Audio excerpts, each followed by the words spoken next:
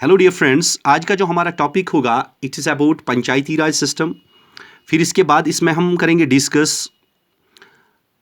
73rd amendment act of 1992 and last में मैं एक आपको ट्रिक दिखा दूंगा जिस ट्रिक की मदद से आपको सारे articles related to Panchayati Raj system 1 minute में याद रहेंगे। ठीक, तो अगर आप चाहो तो इसका ये एक नोट बना के रखा है मैंने, इसका आप स्नैपशॉट उठा सकते हो।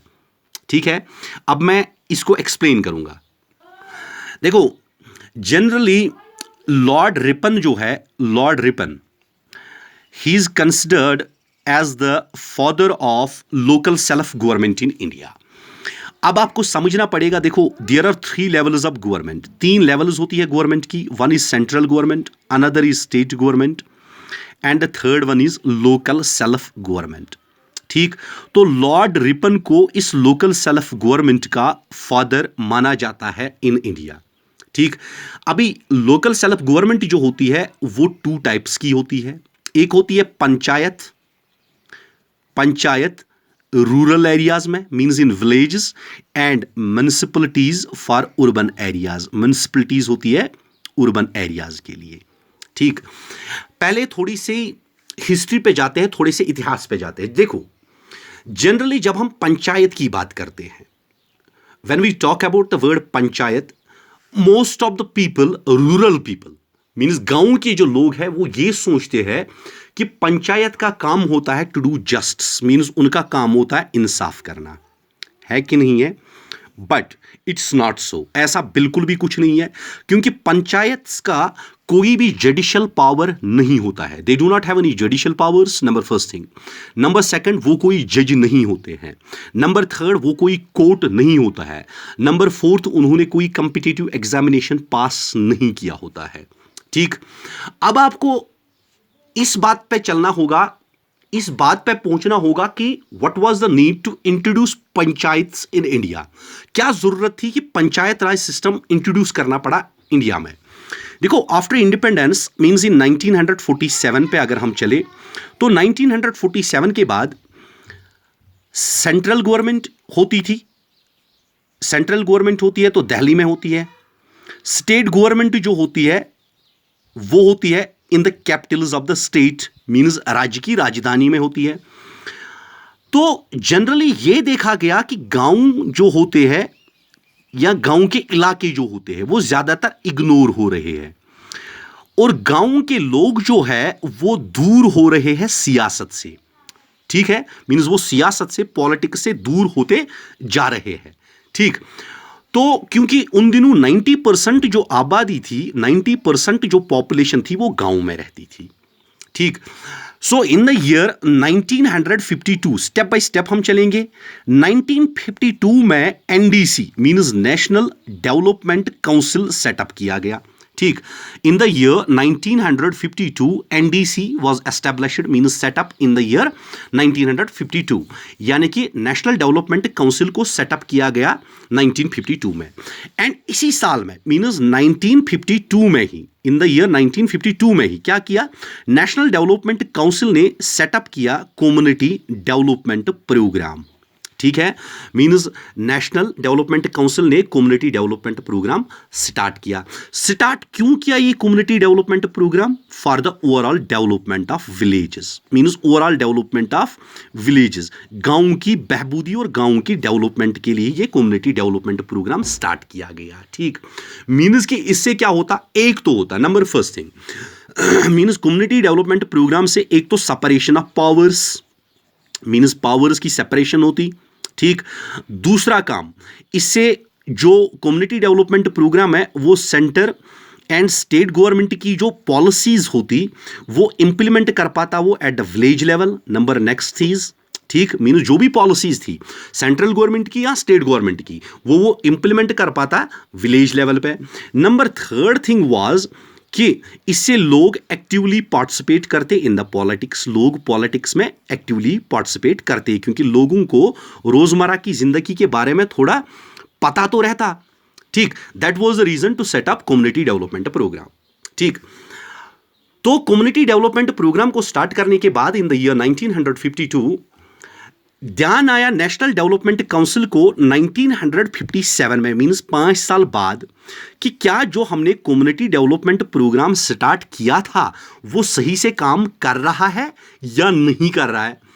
तो इसके लिए उन्होंने एक कमेटी मुनक्कद की जिसका नाम है बलवंत राय मेहता कमेटी। बलवंत राय मेहता कमेटी को अपॉइंट किया गया in the year 1957। Exact date बोलोगे तो आपको याद रखना है फरवरी 1957 को अपॉइंट की गई Balwant Rai Mehta committee by National development Council. क्यों मुनक्कद की गई? In order to review the functioning of community development programme. ठीक है, दे स्टडीड मीन्स कि बलवंत राय मेहता कमेटी ने स्टडी किया कम्युनिटी डेवलपमेंट प्रोग्राम को फॉर एट लीस्ट 8 मंथ्स। 8 महीने तक उन्होंने इनको कंटिन्यू स्टडी किया at the ground level. And what they find was, उन्होंने देखा कि जो कम्युनिटी डेवलपमेंट प्रोग्राम बनाया गया था वो उससे क्या हुआ, उससे जातवाद बढ़ गया है। जातवाद क्यों बढ़ गया है? क्योंकि कम्युनिटी डेवलपमेंट प्रोग्राम ने जनरली अपनी अपनी कम्युनिटीज का ध्यान रखा है और बाकी कम्युनिटीज को इग्नोर किया हुआ है, जिससे जातवाद बढ़ गई है। In short they studied on the ground level that CDP means community development programme is useless. उनको लगा कि ये तो यूजलेस है। ठीक, एंड फाइनली फरवरी 1957 में इनको अपॉइंट किया गया था। ठीक, एंड इन नवंबर 1957 मींस इसी साल नवंबर में उन्होंने अपनी रिकमेंडेशंस भेजी नेशनल डेवलपमेंट काउंसिल को। अब रिकमेंडेशन में उन्होंने क्या बोला? उन्होंने बोला कि 3 टायर पंचायती राज सिस्टम होना चाहिए, means there should be 3 tier Panchayati Raj system. ठीक, 3 टायर पंचायती राज सिस्टम। अब आपको इधर थोड़ा सा जानने की जरूरत है। पहली बात जो आपको जानने की जरूरत है वो पंचायती राज टर्म जो है वो पहली बार पंडित जवाहरलाल नेहरू ने दी है। ऑब्जेक्टिव आता है जवाहरलाल नेहरू ने दी है। अभी मैंने आपको बोला था स्नैपशॉट लेना, उसमें ये सारा है। ठीक, दूसरी बात आपको याद रखनी है कि पंचायत जो है they are mentioned in part 9। Part 9 में वो मेंशन है from article number 243 to article number 243O of Indian constitution. Means part 9 है, आर्टिकल नंबर 243 टू 243O तक मेंशन है वो। ठीक है, अभी क्या क्या किया गया? नवंबर 1957 में वापस आते हैं हम, बलवंत राय मेहता कमेटी ने अपनी रिकमेंडेशन भेजी कि 3 टायर पंचायत राज सिस्टम होना चाहिए। ठीक, तो नवंबर 57 में उन्होंने रिकमेंडेशन भेजी और नवंबर मींस 1958 में, ठीक, इन 1958 मींस एक साल बाद फिर 1958 में एनडीसी ने मींस नेशनल डेवलपमेंट काउंसिल ने बलवंत राय मेहता कमेटी की रिकमेंडेशंस को एक्सेप्ट किया। ठीक, मींस उस पर टिक मारी कि ठीक है 3 टायर पंचायत राज सिस्टम होना ही चाहिए। ठीक, यहां तक आगे बढ़े। आगे बढ़ने से पहले आपको इस पेज का एक स्नैपशॉट लेना पड़ेगा। इस पेज का आप एक स्नैपशॉट ले सकते हो, मैं एक्सप्लेन अभी करूंगा। ठीक, ओके। अब क्या हुआ? अभी 1900 मींस की 1958 में एक्सेप्ट किया गया बलवंत राय मेहता कमेटी की recommendations by NDC means national development council ने। ठीक, फिर उसके बाद क्या काम होता है? ऑन 2 अक्टूबर मींस 2 अक्टूबर 1959 में 1959 में 2 अक्टूबर मींस महात्मा गांधी का बर्थडे, जिसको हम गांधी जयंती के नाम से भी जानते हैं। 2 अक्टूबर 1959 में यही पंचायती राज सिस्टम को इनाग्रेट किया गया in the Nagaur district of Rajasthan. Means आपको याद रखना है नागौर डिस्ट्रिक्ट ऑफ राजस्थान। ठीक, मैं इसको इनाग्रेट किया गया बाय द प्राइम मिनिस्टर। ठीक, फिर उसके बाद क्या होता है? अब इनाग्रेट तो किया गया, फिर उसके बाद आप लोगों को पता होगा इन द ईयर 1977 मींस 1977 में पहली बार कांग्रेस की गवर्नमेंट फॉल हुई। ठीक, और हुकूमत में कौन आई? हुकूमत में आई जनता पार्टी। जनता पार्टी, ठीक, जनता पार्टी हुकूमत में आई। जनता पार्टी ने अपॉइंट किया अशोक मेहता कमेटी को, मींस जनता party appointed Ashok Mehta committee. ठीक है कि नहीं है? उन्होंने अशोक मेहता कमेटी को अपॉइंट किया। एंड अशोक मेहता कमेटी ने रिकमेंडेशंस दे दिए। उन्होंने कहा कि 3 टायर के बजाय 2 टायर सिस्टम होना चाहिए, 2 टायर सिस्टम होना चाहिए इंस्टेड ऑफ 3 टायर। ठीक, उन्होंने कहा कि 3 टायर के बजाय 2 टायर सिस्टम होना चाहिए। 1977 में जनता पार्टी की गवर्नमेंट ने अशोक मेहता कमेटी को अपॉइंट किया था under the chairmanship of Ashok Mehta, इसीलिए इसको अशोक मेहता कमेटी के नाम से जाना जाता है। और उन्होंने क्या कहा, they gave the recommendation to reduce the panchayat, means panchayat को रिड्यूस करना है to 2 tier system instead of 3। ठीक, क्योंकि यहां से 1958 से मींस 1959 में इनाग्रेट किया गया था 3 टायर सिस्टम, जो किसने, बलवंत राय मेहता कमेटी ने दिया था ऑलरेडी रिकमेंडेशन। ठीक, बट क्या हुआ 1977 में जब इन्होंने ये रिकमेंडेशन दी तो जनता गवर्नमेंट ऑलरेडी फॉल हुई, जनता गवर्नमेंट ही गिर गई। ठीक, अब जनता गवर्नमेंट गिर गई जिसकी वजह से इनकी रिकमेंडेशंस को एक्सेप्ट नहीं किया गया, जिसकी वजह से इनकी रिकमेंडेशन फ्रूटफुल साबित ही नहीं हुई, क्योंकि गवर्नमेंट ही बाद में गिर गई तो इनकी रिकमेंडेशंस का कोई फायदा ही नहीं आया। ठीक, हुई 1977 की बात। उसके बाद क्या होता है, फिर 1986 में बात उठती है। 1986 में राजीव गांधी की गवर्नमेंट होती है, राजीव गांधी साहब की गवर्नमेंट। ठीक, राजीव गांधी गवर्नमेंट अपॉइंट करता है LM सिंघवी कमेटी को। 1986 में राजीव गांधी की गवर्नमेंट LM सिंघवी कमेटी को अपॉइंट करता है और LM सिंघवी कमेटी क्या रिकमेंडेशंस देती है, उधर से LM सिंघवी कमेटी जो है वो रिकमेंडेशंस देती है कि पंचायत को कॉन्स्टिट्यूशनल स्टेटस मिलना चाहिए। ठीक, कि पंचायत को अब कॉन्स्टिट्यूशनल स्टेटस मिलना चाहिए, क्योंकि अभी तक पंचायत को कोई कॉन्स्टिट्यूशनल स्टेटस नहीं था। And recommendations were led by LM Singhvi committee under the chairmanship of LM Singhvi. ठीक, राजीव गांधी गवर्नमेंट ने ये कमेटी स्टार्ट की थी इन द ईयर 1986। उसने क्या रिकमेंडेशन दे दी कि कॉन्स्टिट्यूशनल स्टेटस मिलना चाहिए पंचायत को। ठीक है, यहां तक आगे बढ़े। तो अभी रिकमेंडेशन देने के बाद फिर 86 में रिकमेंडेशंस आई, तो जुलाई 1989 में फिर 1989 में उठता है। राजीव गांधी जो है वो इंट्रोड्यूस करता है 64th कॉन्स्टिट्यूशनल अमेंडमेंट बिल। ठीक, मीन्स इंट्रोड्यूस करता है वो पार्लियामेंट में 64th कॉन्स्टिट्यूशनल अमेंडमेंट बिल। ठीक, बट बिल क्या होती है, बिल पास ही नहीं होती है, क्योंकि इसको अप्रूव नहीं करता है राज्यसभा, मीन्स राज्यसभा बिल को अप्रूव नहीं करता है, इसलिए बिल फेल होती है। ठीक, फिर क्या काम होता है, फिर नवंबर फिर 1990 में। ठीक, 1990 में आपको याद रखना है प्राइम मिनिस्टर वीपी सिंह फिर से फ्रेश अमेंडमेंट बिल पास करता है, मींस पास करने की कोशिश करता है अमेंडमेंट बिल। ठीक, बट बिल क्या होती है, फिर से लैप्स होती है due to the fall of government, क्योंकि बिल फिर से लैप्स होती है क्योंकि गवर्नमेंट फॉल होती है उस टाइम भी। ठीक, मींस कि पहले 86 में LM सिंघवी कमेटी अपॉइंट की गई, उन्होंने क्या रिकमेंडेशंस दिए, कॉन्स्टिट्यूशनल स्टेटस पंचायत का। 89 में राजीव गांधी जो है वो 64th कॉन्स्टिट्यूशनल अमेंडमेंट बिल करते हैं, मतलब अप्रूव करते हैं, पास करते हैं, बट राज्यसभा से उसको पॉजिटिव नॉड नहीं मिलता है, राज्यसभा उसको अप्रूव नहीं करती है। फिर 1990 में वीपी सिंह की गवर्नमेंट उसको करती है, बट फिर से फॉल होती है, फिर से फेल होती है।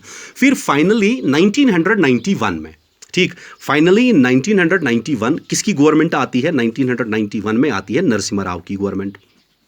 ठीक, नरसिम्हा राव की गवर्नमेंट। तो नरसिम्हा राव की गवर्नमेंट में ये bill means this constitutional amendment bill, इसको थोड़ा सा मॉडिफाई किया जाता है। ठीक, थोड़ा सा मॉडिफाई करने के बाद इसको ये पास होती है इन द लोकसभा ऑन 22 दिसंबर 1992। ठीक, एंड राज्यसभा में यही बिल पास होती है ऑन 23 दिसंबर 1992। ठीक, एंड प्रेसिडेंट साइन इसको कब मिलता है, प्रेसिडेंट पॉजिटिव नॉड इसको मिलता है ऑन 20 अप्रैल 1993। दस यही बिल जो थी it emerge to be the 73rd constitutional amendment act.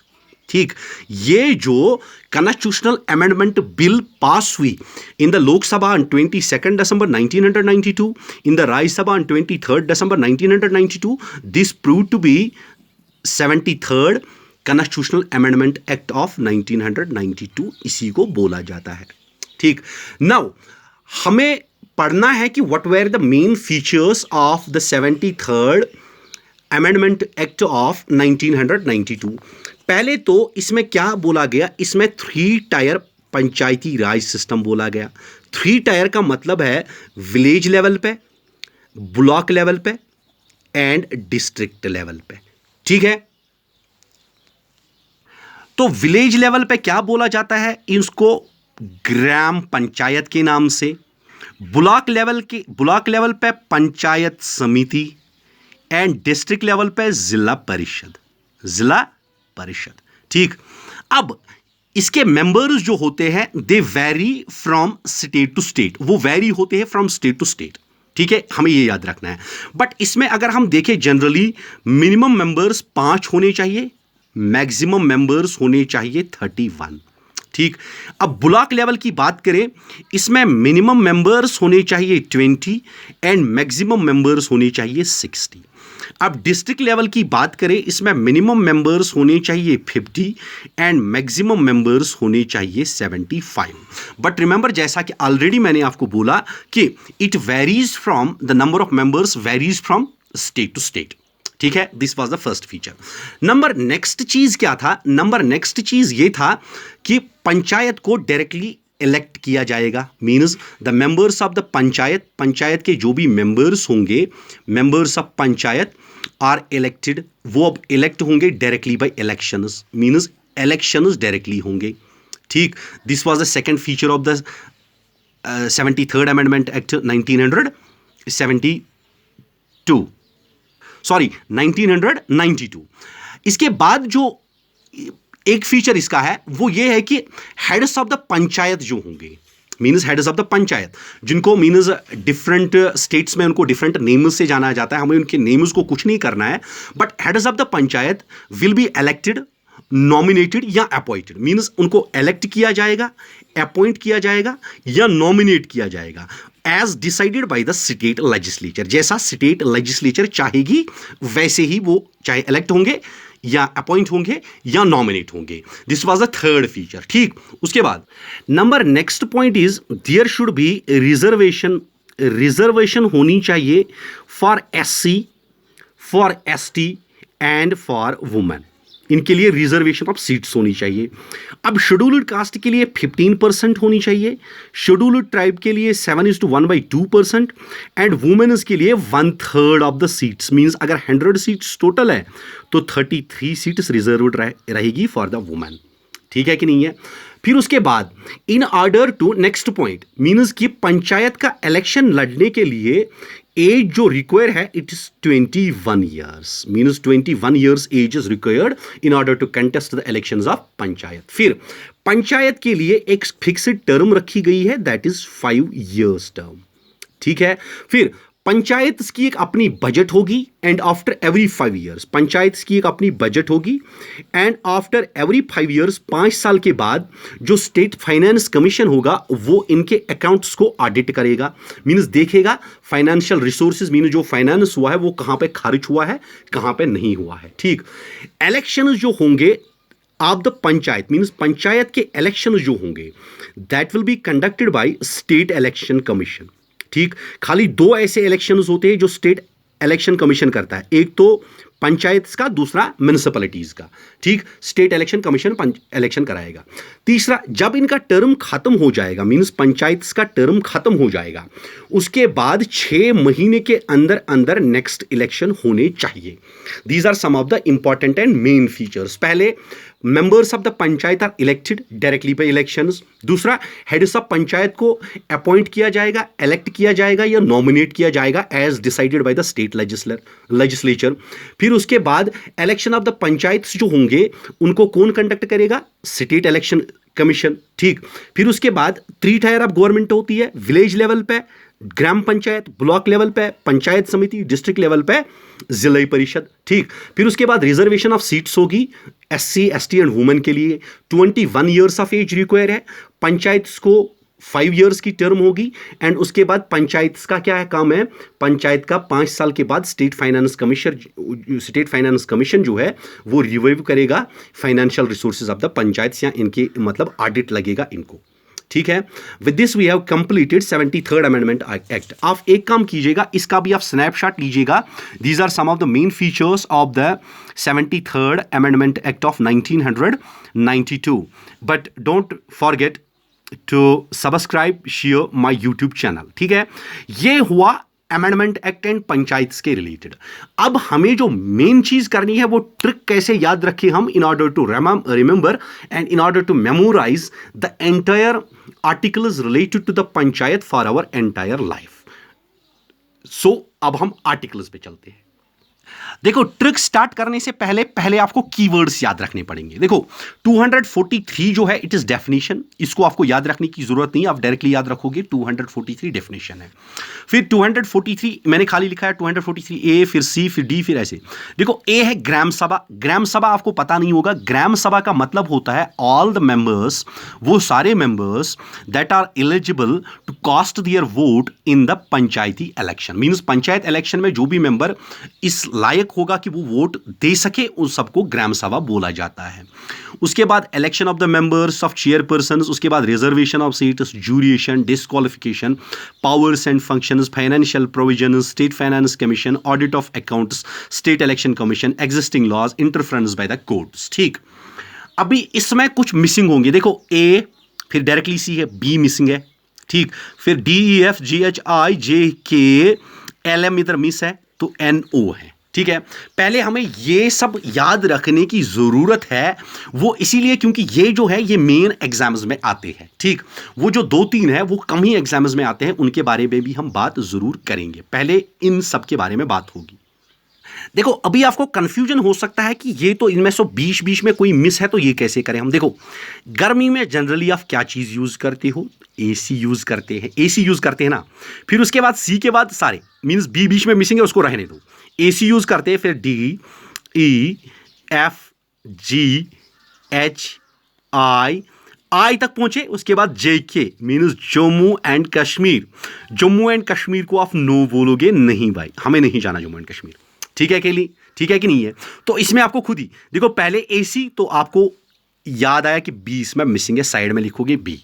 ठीक, फिर उसके बाद आपने कंटिन्यू किया DEFGHIJK तक आप पहुंचे, जम्मू एंड कश्मीर। उसके बाद आपको याद रखना है नो, तो बीच में आपको क्या दिखा, JK LM तो मिस है, मींस LM भी मिस है। ठीक, अभी आपको इन आर्टिकल्स के लिए देखो 3-3 करते हैं। पहले 3 मींस 1, 2 एंड 3, मींस ये 3, 1, 2 और 3, इनको अगर याद रखना है तो आपको याद रखना पड़ेगा जर्म, GERM, कीड़े मकोड़े, जर्म जिनको हम बोलते हैं, जर्म आपको याद रखना पड़ेगा। अभी जर्म क्यों, देखो A से G मींस ग्राम सभा, ग्राम सभा। ठीक, अभी दूसरा फिर E एंड तीसरा फिर R। ये M क्या है, देखो election of members and reservation of seats. ठीक, इलेक्शन ऑफ मेंबर्स एंड फिर R से रिजर्वेशन ऑफ सीट्स। अभी ये जो है, इसके बाद हमने GRM बोला जर्म, तो G से ग्राम सभा, E से क्या होता है, E से होता है election of members, election, R से रिजर्वेशन, रिजर्वेशन ऑफ सीट्स या रिजर्वेशन ऑफ मेंबर्स रखो आप, सीट्स ही रखो। आया जर्म, मींस पहले 3 हो गए, GERM जर्म। ठीक है कि नहीं है। G से ग्राम सभा, E से election of members, M last का रखो याद, या डायरेक्टली लिखो GERM, G ग्राम सभा, E इलेक्शन, R रिजर्वेशन। फिर नेक्स्ट 3 लाओ, मींस फिर लाओ E, F एंड G। आपको जनरली जब आप व्हाट्सएप पे रखते हो DP, तो आपको अपने फ्रेंड्स बोलते हैं यार आज आपकी DP सही नहीं आई है। ठीक है कि नहीं है, आपकी DP सही नहीं आई है। तो हम लेकिन कितने आर्टिकल्स के साथ डील कर रहे हैं एट ए टाइम, 3। तो इधर तो 2 ही आए, तो आप क्या करोगे, D² रखोगे, मींस D 2 बार। ठीक है, आपकी DP अच्छी नहीं है व्हाट्सएप पे, आपको याद रखना है DP, तो D को स्क्वायर लगाना है।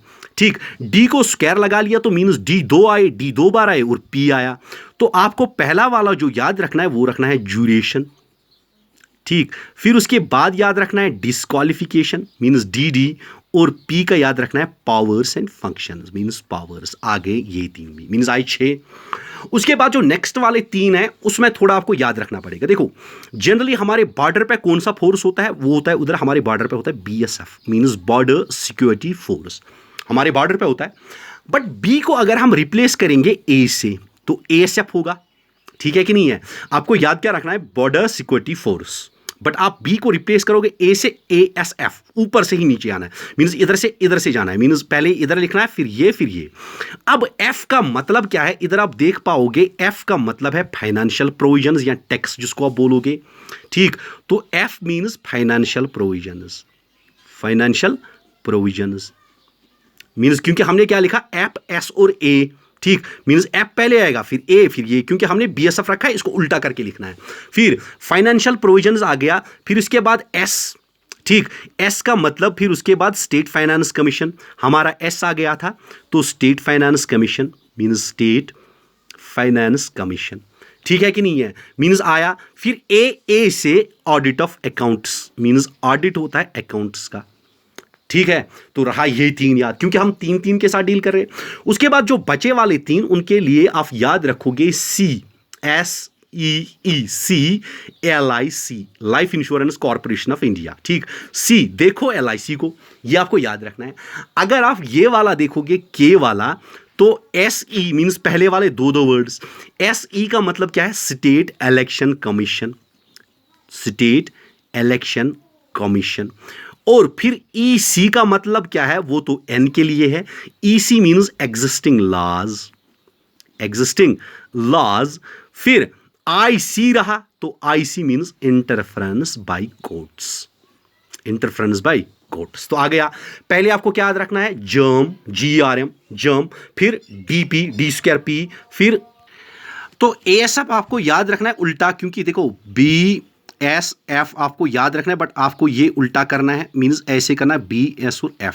ठीक, इसको उल्टा करके लिखना है। ठीक, और B के बदले में A को रिप्लेस करना है, फिर उसके बाद CLIC। तो आपके की टर्म्स होंगे germ, DP means D square P, फिर ASF मीन्स BSF, फिर CLIC। ठीक, होप आपको ये याद रहा। उसके बाद 3 हमारे बचे थे, अगर आपको इधर गौर होगा मीन्स हमारा बचा था 243B, 243L एंड 243M। आप इन 3 वर्ड्स के अल्फाबेट्स जो हमारे ये है, लेटर्स जो है, इनके नीचे लिखोगे CUP, कप। कप तो याद रहेगा आपको, कप तो याद रहेगा। मीन्स जो 243 इनका है, 243B जो है वो है C means constitution of panchayat. ठीक, कॉन्स्टिट्यूशन ऑफ पंचायत। फिर 243L जो है it is about the union territories means application to union territories, U for union territories. फिर 243M जो है it is about part not applied to certain areas. ठीक है कि नहीं है? Means constitution, union territories and part not apply. ठीक, ये 3 बच गए थे उधर से। BLM बचा था, आपको क्या याद रखना है, आपको याद रखना है AC पहले, फिर उसके बाद कंटिन्यू DEFGHI, फिर उसके बाद JK के बाद आपको याद आएगा नो। ठीक, मीन्स फिर आपको खुद ही पता चलेगा। A से B मिस है हमारा तो B मिस है, फिर IJK इधर से LM मिस है तो LM मिस है, इनके नीचे कप लिखना है। तो इनके लिए आपको क्या याद रखना है, germ, DP D square P, फिर ASF, फिर CLIC। ठीक, G फॉर ग्राम सभा, E for elections, R for reservation of seats, D square P में D ड्यूरेशन, D डिस्क्वालिफिकेशन। ठीक, एंड P फॉर पावर्स। फिर ASF ऑडिट ऑफ अकाउंट्स। ठीक है, state finance commission, S और F से क्या होता है, फाइनेंशियल प्रोविजंस मीन्स उसमें टैक्स वैक्स आता है। ठीक, फिर CLIC में दो words, SE means state election commission, EL means existing laws, IC means interference by courts. फिर उसके बाद BLM मीन्स CUP, कप याद रखना है, constitution, union territories and part not apply to certain areas.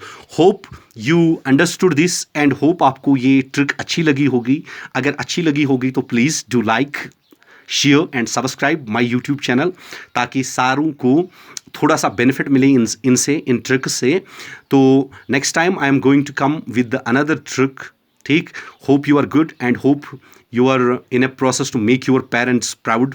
उम्मीद करता हूँ, दुआ करता हूँ कि आप अपने पेरेंट्स को प्राउड फील करा दो अपने आप पे। Thank you and love you all.